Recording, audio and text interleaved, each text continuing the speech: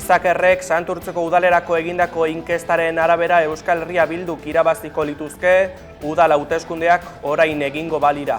Koalizio subiranistak botoen 23%rekin irabaziko luke eta testuinguru horretan Miren Matanzas proposatu du Santurtziko EH Bilduk alkate izateko.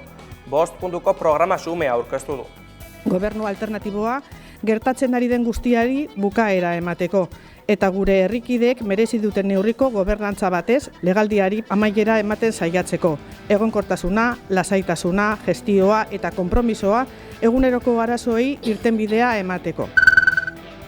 Hurrengo astelenean itxita egongo da EHUko Gasteizko kanpusa Espainiako eskuin muturrak ekitaldia egingo duelako farmazia fakultatea aurrean. Horren aurrean Bingen Zupiria Eusko Jaurlaritzako segurtasun sailburuak zentzuz jokatzeko eskatu du eta Euskal Herria Bilduk bere aldetik erabaki arduratsutzat jo du unibertsitate publikoa ezin delako eskuin muturraren provokazioen agertoki izan. Nafarroako gobernuak motibazio politikoko beste 8 biktima aitortu ditu. Halaxe jakinarazi du ostiral honetan Egiari Zor Fundazioak. Indar politikoaren 109 biktimek errekonozimendua lortu dute orain arte Nafarroan, 2019ko araudia indarrean sartu zenetik.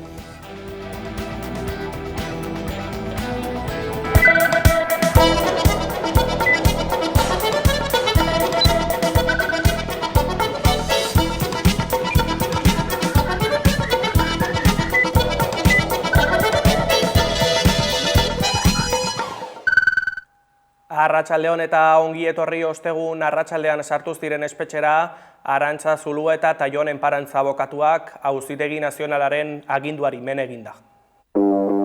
Martuteneko kartzelan sartu dira ostegun honetan Arantza Zulueta eta Jon Enparantza abokatuak. Espainiako Auzitegi Nazionalak urtarrilaren 28an eman zuen hauek espetxeratzeko agindua.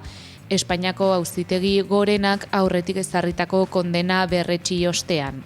13/13 auziaren baitan zigortu dituzte Zulueta eta Enparantza, euren abokatu lanetan etaren esanetara aritu izana leporatuta. Otsailaren 3an iragarri zieten behin jakinarazpena jasota 10 eguneko epea zutela kartzelan sartzeko eta hori bete ezean bestelako neurriak hartuko zituztela. Martutenen bete beharko dituzte Auzitegi Nazionalak ezarritako zigorrak, hala nola 7 urte eta erdi Zuluetak eta 4 urte Enparantzak. 2022an hasi zuten 13/13 auzia, etak bere jarduera eten eta 10 urtera.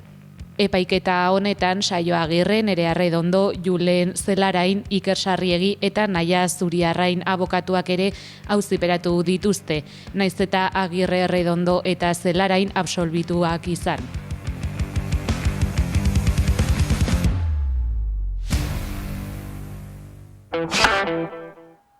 Korrikak aurtengo ediziorako edariak aurkeztu ditu, bertan izan da Maria Blanco lankidea. Gaur goizean aurkeztu dituzte Korrikaren 24. edizioko edari ofizialak Bilboko Kalderapeko kulturgunean. Bi osasun, bi bardoak eta Basque Beer ekoizlekin elkarlanean ondu dituzte garagardoa, ardoa eta konbutza. Aurkezpenean parte hartu dute Ane Elordi Korrikaren arduradunarekin batera. Gaur aurkeztu dugu 24. edizioko Korrika edariak. Azken edizioetan ohikoa izan da bertako ekoizleekin elkarlanean edari berezi batzuk ateratzea eta bai amaiera egunean, hasieran edo beste ekitaldi batzuetan egoten dira, ezta. Aurten berezitasuna bada konbutza atera dugula, Korrikako dutza eta biosasunekin elkarlanean, Nafarroako ekoizleak eurek eta ekologikoan egiten dutela, beraz, bultzatxo bat, orain artekotik aparte. Bestetik, bi bardoaken ere 4 ardo eskainiko dira, eta Basque Beerrekin batera 4 garagardo. Alkoholdunak, alkoholgabeak, danetarik. Eta, eskaintza zabala eskaini nahi diogu Euskal Herriari, eta jenteari probatzeko aukera emon. Badator 24. korrika. Badakizu zein kilometro egingo duzun korrikan?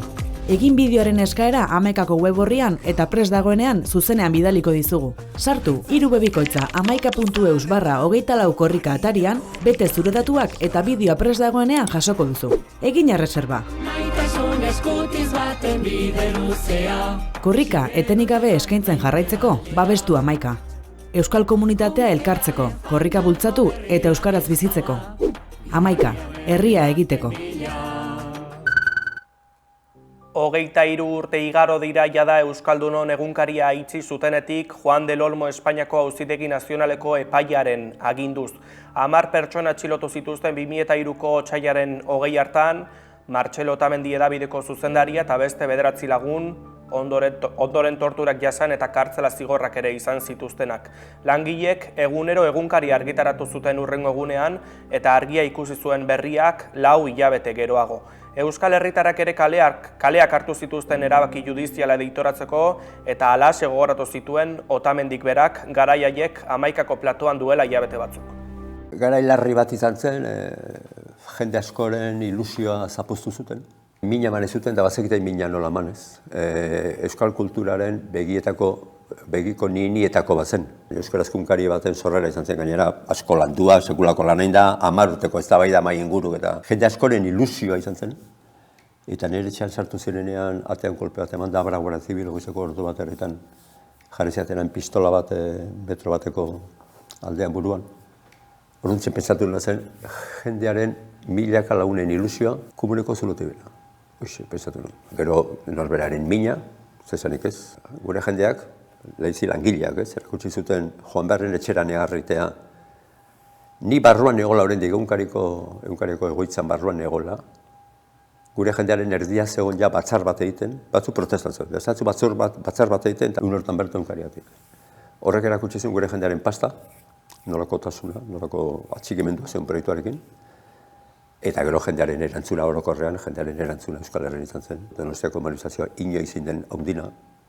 Ni gogorren torturatu ninduten eguna eta momentua izan zen manifestazioaren ondoren. Izan edo bazekitelako, edo tokatzen zelako, baina gogorren orduan torturatu ninduten. Baina ni gelditzen naiz, mina da, eta hori ezin zaio larritasunik kendu, baina ni gelditzen naiz jendearen erantzunarekin.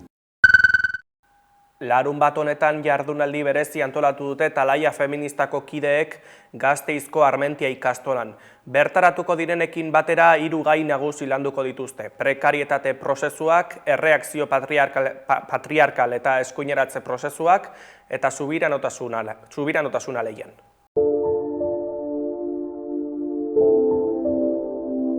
Talaia feministako kideak euskal prozesu subiranistaren parte sentitzen dira eta Euskal Herri feminista bat eraikitzeko konpromisoa dute. Euren hitzetan ez dute inolaz ere mugimendu feminista ordezkatzen, baina feminismoetan aurkitzen dute erreferentziazko espazio politikoa.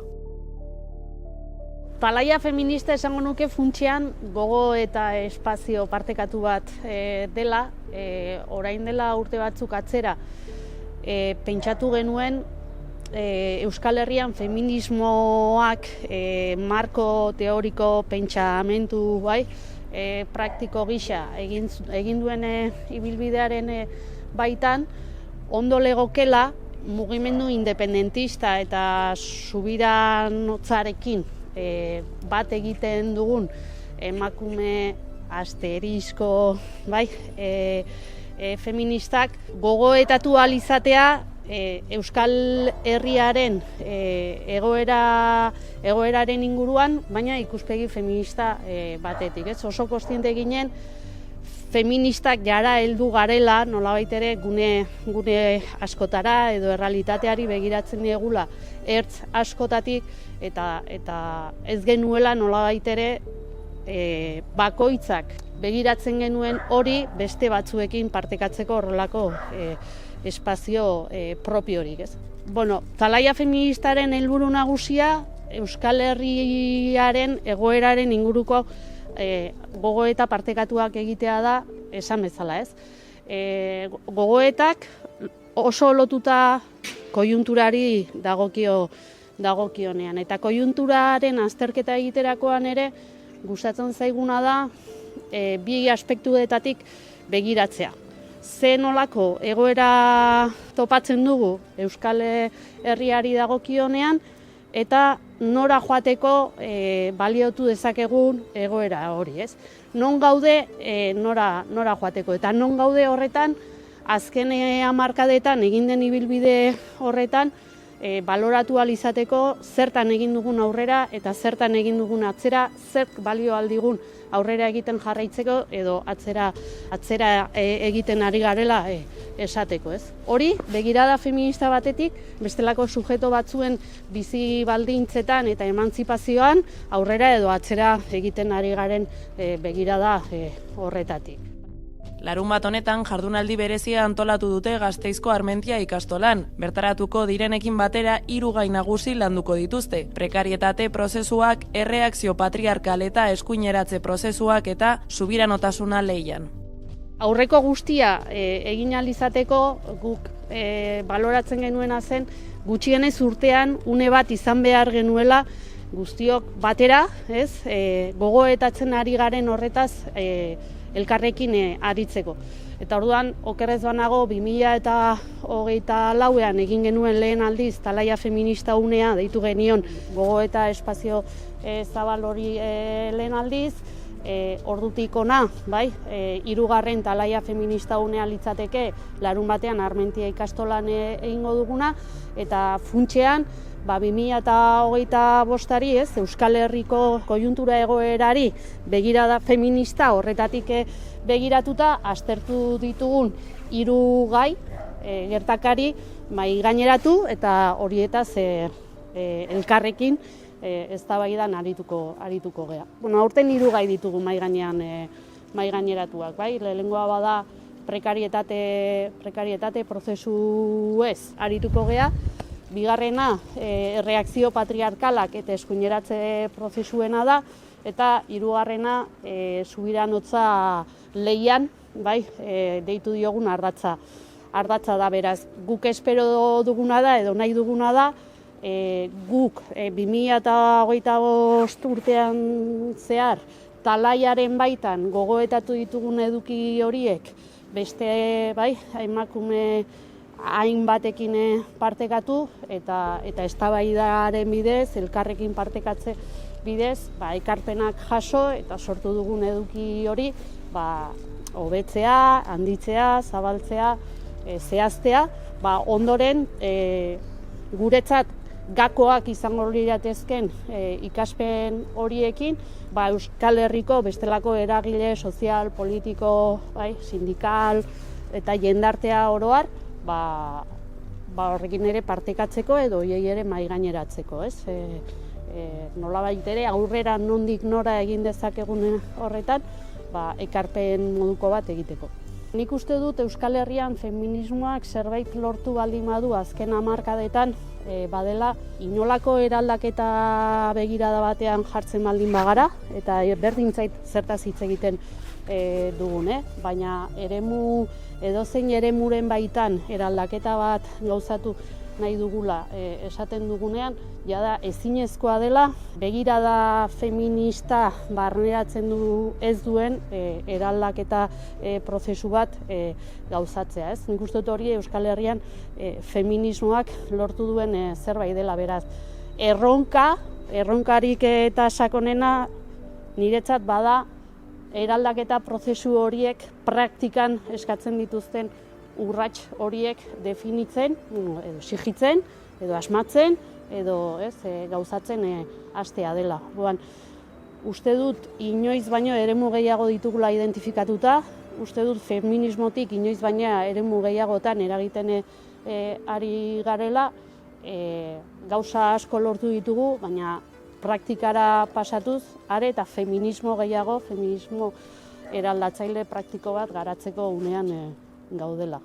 Erreakzio oso potenteak aktibatuta dauden garaiotan, esango nuke, helburuak eta apustuak izan behar duela, are eta feminismo gehiagorekin erantzutea, eremu eta zera guztietan. Auzitan dugulako, nire ustez, zer nolako bizitzak bizi nahi ditugun erabaki, borrokatu, datorkiguna iruditzen zait oso potentea dela, oso anitza dela eta oso integrala dela aldi berean, baina aldi berean ere ez dagoela guztiz idatzia, horrek norabide bat edo beste hartu dezakeela eta beraz borrokatzeko garaia dela. eta soberania osoaren alde aritzeko garaian gaudela.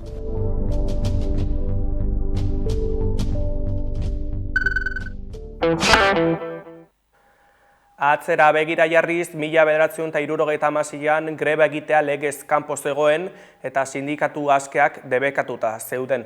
Testuinguru horretan ia 3.000 langilek asanbladetan antolatuta grebara jo zuten Lasarte horian. Michelin multinazionalari aurre egin zioten. Baita eskubide soziolaboralak eta askatasun demokratikoak ukatzen zituen sistema politikoari ere. Ondorioz, 77 langile kaleratu zituzten. Mende erdira, langile hoi kaleratu haiekin egon gara. 50 urte bete dira Lasarteko Michelinen 3.000 langilek eguneko greba egin zutela. Testuinguruaz eta gertatu zenaz solasteko Felix Artetxerekin egin dugu hitzordua. Egoera, pentsatu, orain dela 50 urte, 1976an. Franco hil berria, 3 hilabete eskas hil zela, baina diktadurak artean jarraitzen zuen. Beraz, askatasun demokratikoak, lan eskubideak eta arten zapalduta zeuden. Beraz, ikusi pentsa daiteke, Lasarte, garai hartako Lasarte horian nolako eragina izan zuen, horrelako grebak kontuan izanik, 3.500 langiletik gora lan egiten genuela, eta greba hartan, eta digan, 2008 inguru, eta parte handi bat, atera ginela grebara ez da. Grebaren hasiera izan zen, ez zanola kolpetik, baizik, eta hilabete mordoizka lehena gotikan, nolabete egosten joan zen egoera bat. Michelin multinazional bat, frantziarra, eta munduan zehar oso edatua, batez ere Europan, eta batez ere Frantzian, baina hemen ere, urte askotan Michelingo estatuko lantegi bakarra izan zena, Lasartekoa, 60. hamarkadatik aurrera, beste lantegi gehiago ere jarri zituen, Gasteizen bat, Aranda de Dueron, eta Valladoliden ere bai.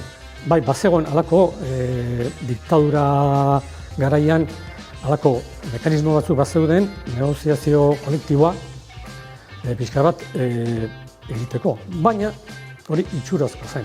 Oda, bazegoen langile batzorde bat, da bazeuden sindikatu bitartekaritza batzuk, hori dena sindikatu vertikalean, diktadurako sindikatu bakar horretan, baina enpresak betidanik paternalista eta oso autoritarioa zen. Eta orduan biltzen ziren, baina azken batean ez zuten ezer negoziatu nahi, eta azkenean dazkatzen zirenean langileak, orduan agian berak nahi zuelako ematen zuen zerbait, eta horrela ez da. Eta beste aldarrikapen bate bazegoen, nire esan dizudana, estatuko lantegi guztiek arazo horretan. Eta zen, peninsulako lantegi guztiak batuz nolabait, aldarrikatzen zen indar gehiago egiteko edo, halako hitzarmen berezi bat lantegi guztietzeko. Bakoitzak zuen hitzarmena, lortu nahi zuen hitzarmena zaparte, halako langile batzorde zentral bat edo horrek pentsatuz horrekin indar gehiago emango zigula, ezta. Hortik aparte, konbenio edo hitzarmen hori aspalditikan geldia zegoena, hor eskakizun, diru eskakizunak eta lanbaldintzei buruzko eskakizun batzuk. Eta, enpresak ez zuen kasurik egiten, eta halako baten, lertu egin zen gauza. Pizka bat, nolabait, greba hori erabakitzeko kontestua. Hasieran egun gutxiren aldearekin Lasarte horiako langileek, Aranda de Duerokoek eta Valladolidekoek hasi zuten greba. Multinazional bati aurre egin zioten, baina baita eskubide soziolaboralak eta askatasun demokratikoak ukatzen zituen sistema politikoari ere. Eguneko lanuztea egitera iritsi ziren. Oso antolakuntza egokia burutzea lortu genuelako. Langile asanbladak ia egunero, ordungo legediaren zirrikituak nolabait bilatuz, hasierako asteetan lortu genuen gainera, nolabait asanblada horiek legalak izatea edo ez legez kanpokoak izatea, ezta? Gero hori ere moztu ziguten eta ibili ginen batea eta bestera, poliziak Guardia Zibilak pixkat saiestu nahirik, inguruko herrietan, Santa Aurora mendian, Alkizan ere genituen, bilera batzuk. Orduan antolamendua oso ondo antolatuta, eta antolamendu horretan, asanblada bat, asanblada horretan gaiak proposatzen ziren, eta gero asanbladaren goitzetan, asanbladaren ondoren, langileok biltzen ginen, enpresako departamentuetako egitura bezala, departamentu bakoitzeko bilerak egiten ziren, gaiak aipatu, zerbait bozkatu behar baldin bazen bozkatu, isileko bozketan bitartez eta bat, gero behiz asanbladara joan, hori dana ikusi, urrengo eguneretako zer egin pentsatu, euskarako laburpen serio xamar bat egin, eta horrela, ja urrengo asanbladarako, nolabait hitzartuta gelditzen ginen,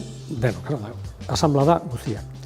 Horretarako departamentu bakoitzeko ordezkariak hautatu zituzten grebalarien batzorde sindikal gisa jardun zutenak. Arratsaldero biltzen ziren Hernanin erabakiak hartzeko eta estrategiak planteatzeko. Eta antolatu ziren azpi batzorde batzuk, informazio batzordea, solidaritate batzordea, Michelingo beste lantegietakoekin harremanetakoak eta abar. Horiek landuz, lortu genuen nolabait alde batetik inguruko herrietako eta inguruta ez hain inguruko herrietara iristea emakumeak, batez ere emakumeak, herriz-herrian ibiltzen ziren, grebako bonuak biltzen eta bar, eta nolabaiteko diru mordoska bildu zuten. Bestaldetik, baita ere, hemen gaudenon, han gaudenon sindikatuak arten ez ziren legalak, baina genituen harremanak Europako beste zenbait sindikatuekin, eta batez ere Michelingo Frantziako, baina baita ere Alemaniako eta Italiako eta beste Michelin sindikatuekin eta bat, eta egin bitartez ere diru laguntza, beste diru laguntza dezentea lortu gure. Beraz, ekonomia aldetikan, familia okarrentxoen zebiltzen diru aldetikan, zebiltzen familiei laguntzatxo ematen saiatu ginen, eta bat, talde hortatikan sostengarri xamara egin zen ekonomikoki. Eta bestaldetik, antolakuntza on horrek, emakumeen parte hartzeak, moral hori edo desente mantendu zen. Hasi zen, pixka bat galtzen, Valladolidekoak, 50. egunean, edo esaten, gure grebaren erdialdera edo, 7. astean buruan erola, amore eman zuten, mendikan pixkatea arandakoak ere bai, eta gero eta errepresio handiagoa, esan den, asanbladak egiteko izugarrizko oztopoa jartzen zizkigun, poliziak eta guardia zibilak eta bar, eta orduan duk ere pentsatu genuen greba bukatu eta sartzeko zerbait pentsatu behatzela. Irabazi, galdu, greba galdu egin genuen. Zerbait irabazi genuen, egia esan, bat behintzat bait, batu esan da, hori kontsolamendu bat besterik ez da, nire ustez ez. Duintasuna irabazi genuen, azken batean, bagenekien, eta batzuk baina, eta agian oso zaila izango zela, ezinezkoa zela ere bai agian, baina, kontxo, eta ala gertatu zen, ezinezkoa gertatu zen, baina saiatu ginen.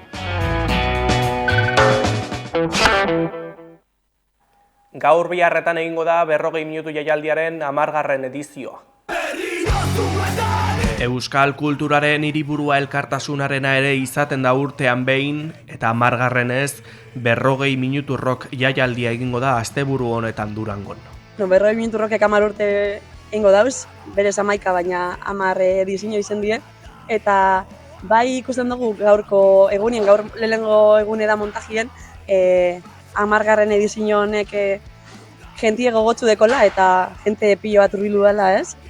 Montajera, eta baloretan dugu 10 urtetan 10. edizio honek indarra moten dotzela oine jaialdiari bizitzen jarraitzeko.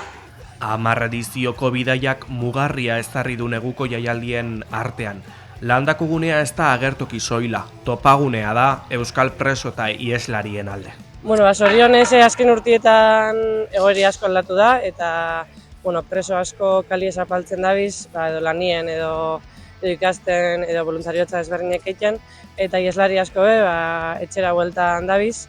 Baina, egoeri hau izan arren, ondino lan asko dagoiteko, preso asko ondino kartzelan jarraitzen dabi, ieslari asko erbestien. Orduen, egoeri hobetu dan arren, pizkat jarraitu behogu, lanien. Olako kintzak biherrezkoek die, saretu eta auzolan bitartez, oiako jaialdizek eitie, azken finien, hanesek esan dauen moduen egoeri hobetuen arren, behar izanak hor jarraitzen dabe existitzen, eta horrei erantzun bat egon behar dutzegu, eta holako ekintzak biherreskuek dira. Auzolanaren bidez eraikitzen da urtero jaialdia, 100 bolondresek egindako lana ezinbestekoa da 40 minuturrok aurrera eramateko, eta aurtengoan gainera egon badago nobedareren bat. Aurten nobedade moduen eta 10. urte aurrena dela aprobetxautea, barikuen aukingogu Ruper Ordorikan kontzertu bat, eta bestalde.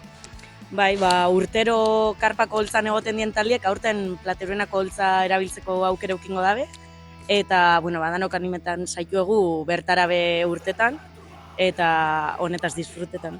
Orotara 20 kontzertu larunbat osoan, publiko belaunaldi eta gustu guztientzat. 11 urte, 10 edizio, milaka taupada eta mezu bakarra. Elkartasunak ez duela etenik. Durangoko elkartasun oihuak oihartzun handia izango du beste urte batez. Egun guztiko plana izango da, aldarrikapena eta izialdizi elkartzen diena, gainera Euskal Eszena musikaleko talde pilo bat eta gozatzeko aukeri eukingo dugu. Eta ingo da guraldi ona. Asik animau. Eta bokata bereziak. Saltza, bereziak. Bokatak betikoen, no? Gure aldetik besterik ez, informazioa astelenean betiko orduan eta betiko lekuan izango duzue. Bitartean gogoratu informazioa uneoro gure sare sozialetan eta amaika.eu duzuela eskuragarri, Marusak taldeak beste hainbatekin egindako Urgoiena Urbarrena bestiarekin utziko zaituztegu. Asteburuan, astelenera arte.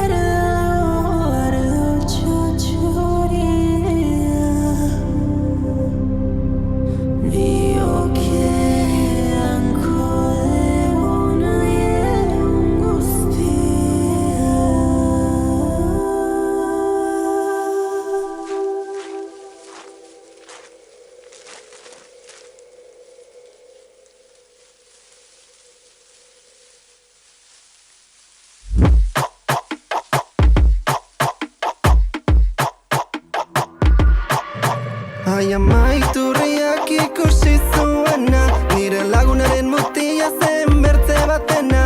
Jesus begira montatu zen eszena, Maritxua darrekin bihurtu da zezena, Maritxua darrekin bihurtu da zezena. Nire lamiaren kantua zuretzat eromena, zu eta ibaiaren artean zure bihotza hotzena. Nire alabak ez du izan ez zure abizena, nire harimako 21 gramo zure hautsena, nire harimako 21 gramo zure hautsena. Urgoiena urbarrena urak sendatu duena, urgoiena urbarrena eta bukatu da pena. Urgoiena urbarrena urak sendatu duena, urgoiena urbarrena eta bukatu da pena.